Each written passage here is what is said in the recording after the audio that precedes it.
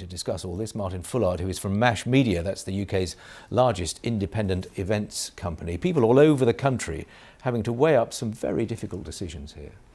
Yeah, and I think it's really important for the events industry, which is worth £43 billion to the UK annually, to lead the charge of not panicking. There is obviously a crisis which we must address, but cancelling events outright without consulting the relevant trade association bodies, without contacting insurance companies, could cause drastic problems for the supply chain and all the other small events businesses that operate and rely on the events industry. You mentioned insurance. Some will be covered in these kinds of eventualities, but presumably others not.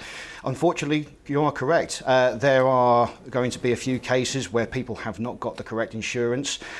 Something on this scale is almost a once-in-a-lifetime event, and there are some insurers who will not have even offered it in the first place.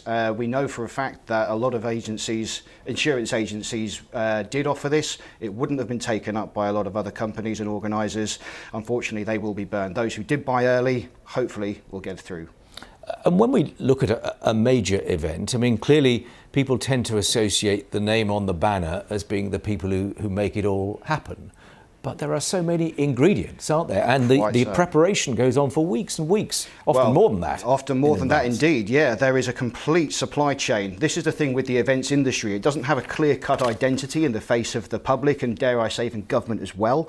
But it's the roots of the tree that is the other sectors in the world, automotive, healthcare and so on. They're all supported by an events industry. We're talking venues, we're talking agencies of varying sizes, from boutique to large scale, caterers, AV production suppliers. All these people rely, and businesses rely on this business. In this world of streaming, some events can still be held. Okay, some have to be there to make it happen, but you can stream it to an extent so that others don't have to attend. I guess that's an option for some, isn't it? Yeah, I mean, the events industry is famously very creative. It's got some very talented people working in it, and the technological solutions to get that content out there to keep the show going, they're numerous, and people will find innovative ways. Video streaming is it's a really obvious choice. You can do that. You can have your fancy stage set up and you can have your keynote speakers, and that message can be relayed out to a virtual audience.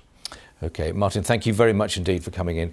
Martin Fullard, analysing the events situation. I'm just reading